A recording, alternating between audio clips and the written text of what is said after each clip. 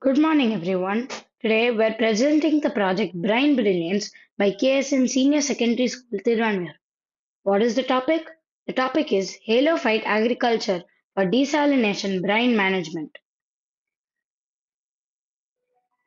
So, we have a huge problem the brine crisis.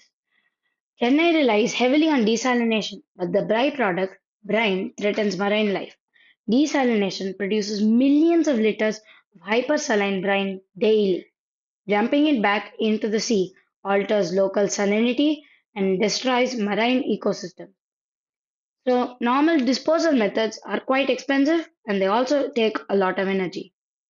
So, Chennai has two desalination plants. One to the north, which is the Minjur desalination plant.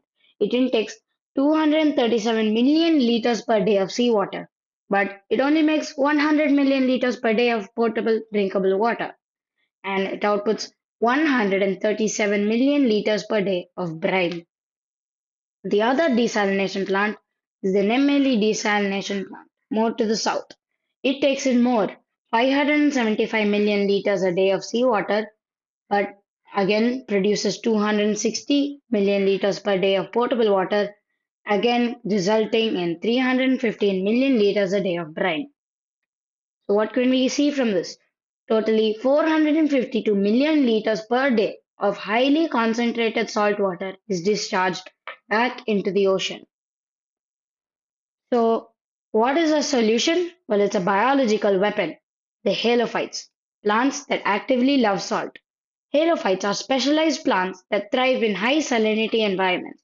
They have many cellular mechanisms to filter, excrete, or safely store excess sodium. So there are two types of plants, glycophytes and halophytes. Glycophytes are the most common type of plant.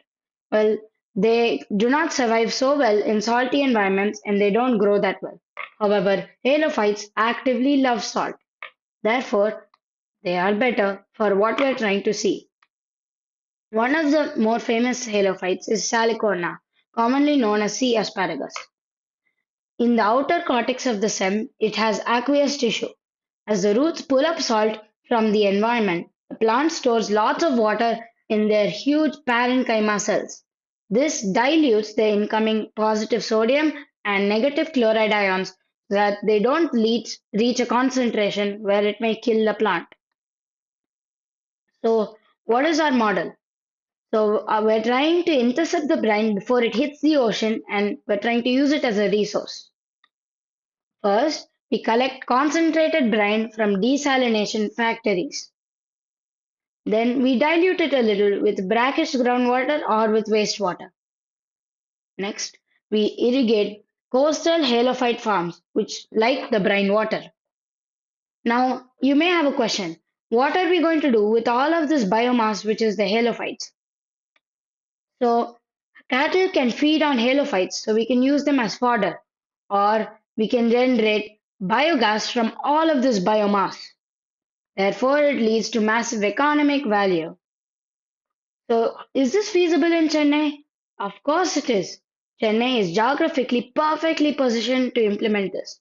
There's lots of uncultivated coastal wasteland along ECR and OMR corridors, direct proximity to mega scale desalination infrastructure that we saw earlier, Minjur and Nemmeli.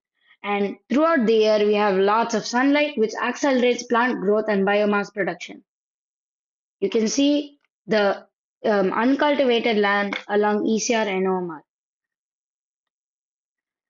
So, what are the environmental and economic impacts of this? This model achieves a true zero waste circular economy loop. It eliminates lots of toxic hypersaline plumes in the Bay of Bengal Sea.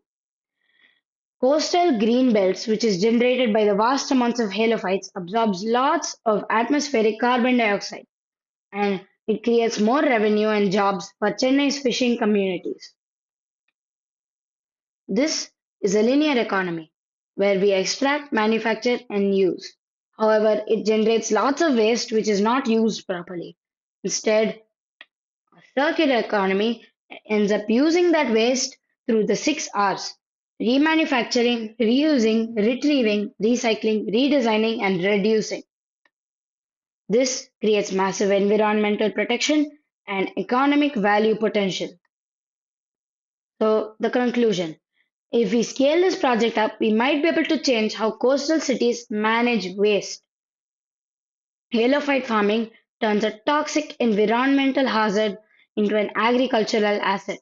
If we test the genetic limits of local halophyte species, such as grey mangroves, we can partner with the IWMA, IIT Madras, or other local research labs for automated salinity monitoring.